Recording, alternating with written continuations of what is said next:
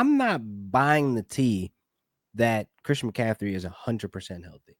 I'm not buying that he is this out of the water type of, new rejuvenated, out of the Matthew Stafford healing pod that he is ready to go to be worth first round value.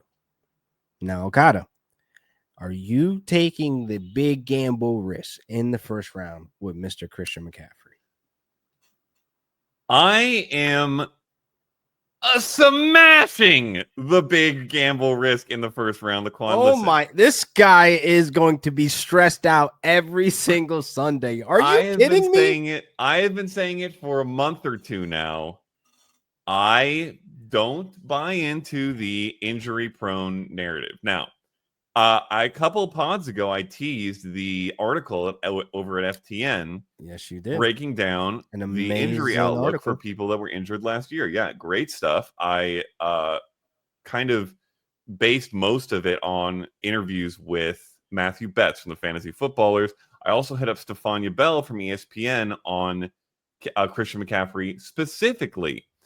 Both of them agree we can't know for sure how the accumulation of injuries over time has affected him, but nothing about his history suggests he is more injury prone than really anybody else for this year. So is there a chance that he's less effective because he's been through so many injuries over the past 5 years? Yes, that is possible. However, every time he's come back from these major injuries, he's absolutely dominated. So I don't even think that's 29. A major concern. He's 29. He is 29. I guess. 2 different injuries last season. Admittedly, the age makes it a little bit more concerning. Take Christian McCaffrey out of the equation. Let's just put a silhouette of a running back. 29. Ooh. 2 different injuries just last season on a team that is depleted with a bad program issue of conditioning and keeping players healthy. You were spending a first-round pick on this silhouette running back? All right. No context needed from anything beyond 2023. Let me pitch you something. Okay. A running back who was 29 years old. This is last year. Okay. In the prior 7 seasons of his career, had never played a full season, usually missed between 3 to 5 games. I know who you're talking about, I think. 29 years old. Come on, James Conner. James Conner. Welcome to the show, James Conner. But listen, I knew he was in your back pocket, Okada. 16 games. I think he was an RB1 in fantasy. But the problem is, when you look at James Conner, where he's going in drafts, he is absolute freaking value. True. That's why we will keep on buying. We were not spending the first round pick. The first pick of the draft. You were going, not 101, but your first pick. You individually, wherever you're at in roster spotting. But you're going to walk away with confidence with a guy that is 29 years old, coming back from 2 separate injuries. Like the PCL, I know it's not as serious as the Achilles, but come on, Okada. Mm-hmm. What else? Let me ask you this. Shoulder. Let me ask you this, Laquan. How many games do you need from Christian McCaffrey, in your opinion, to return value at the 107, which is his current ADP? How many games? Now listen, at the 107, let's put it in context. There's a chance that you're going to be looking at a Neighbors, a Brian Thomas Jr., or a Jahmyr Gibbs, a Saquon Barkley. You're going to take that risk at the 107? No, sir. But how many games? Not. If he gives you 14 games, he returns value at that pick. Easy. 14 games. Okay, so I'm buying into him having security of at least 14 games. Let's break it down. Usage. Brian Robinson Jr. is now a 49er. How do you keep a 29-year-old running back healthy? Coming back from several injuries. You give Brian Robinson Jr. a decent amount of carries, like 100, but it's not going to be a 50-50 split. No, I don't see CMC going 50-50, but hear me, though. When it comes to these touchdowns, do you think at the state of CMC right now, he can house a 60-yarder? This is the type of miracle that we're hoping for coming from CMC. I don't know. We haven't seen it. Have you seen it? A 60-yarder? When? The last time he played a full season. 2023. Okay. And I've seen him in camp look good. Listen, we got some folks out there that are speeding up some of these clips, but I don't see CMC being as electric as any of these other backs that I'm willing to take at that 107 spot. I would even take the regression gamble on Saquon Barkley rather than playing this game where I can paint a picture that CMC is this all-time hero. This is Jordan in a Wizards jersey somewhat. Like, this is what I'm feeling like you're just buying back into the hype. What do you mean, whoa? I'm just saying. Is savage. I'm not trying to be bodied. Look, you know what? It's cool, though. He's a 49er. You know how I'm coming about my Rams. Oh, this is why. That's a whole different pod. That's a whole different pod, Okada. All I'm saying is this, right? I'm not willing this weekend, because by the time folks hear this, they're going to be coming up to the draft board. They're going to have that 107 spot. Yeah.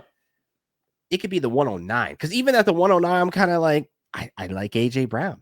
I like Drake London there. I like Amon Ra.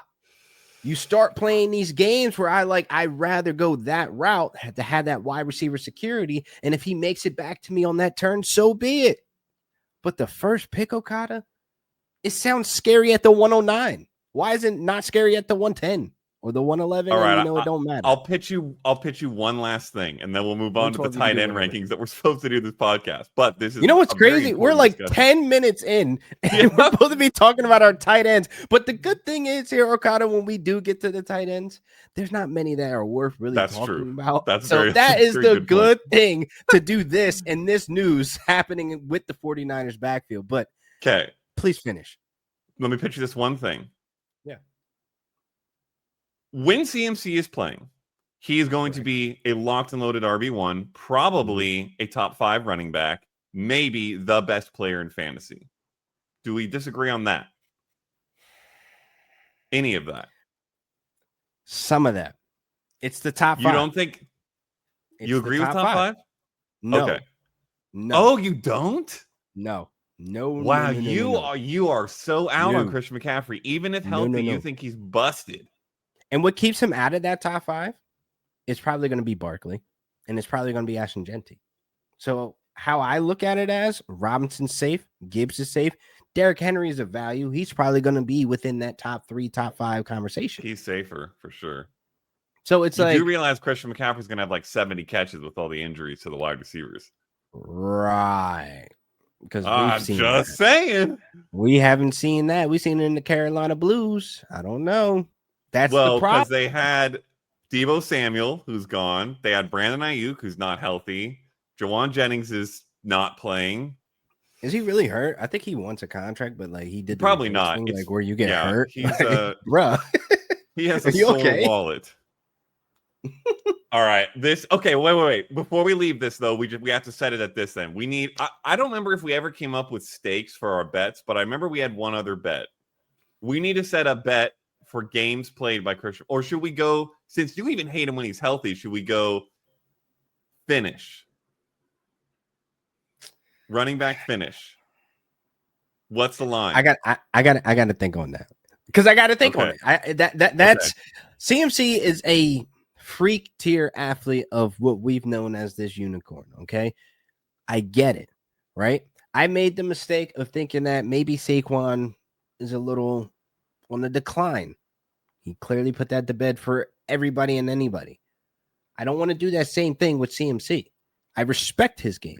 But this move by the 49ers makes me think like, oh, usage is going to be the issue of why I don't want to take him in the first round. Because how do you keep him healthy? You put Brian Robinson in the goal line situation, and those are going to be touchdowns that are going to be taken away.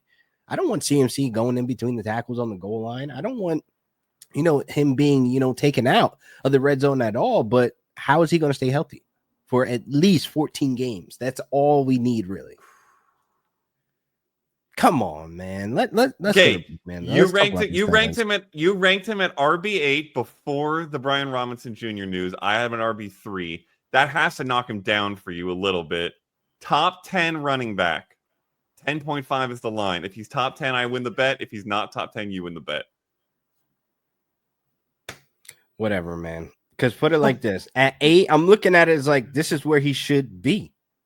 But folks are going in with this like Google goggles. Like, I don't know. They're back in love with CMC. I don't see how you can be if he just burned you. It's like a girl like, bro, he just cheated on you. Why are you going back to him? That's the same pain. And it's like, what are we doing? This is the first pick of the draft that you're like, come on, Okada. Like, I can't stress this enough. Let's take a quick break, though, man. We'll be back and we're going to be talking about some tight ends because this is crazy, bro. Like, all right.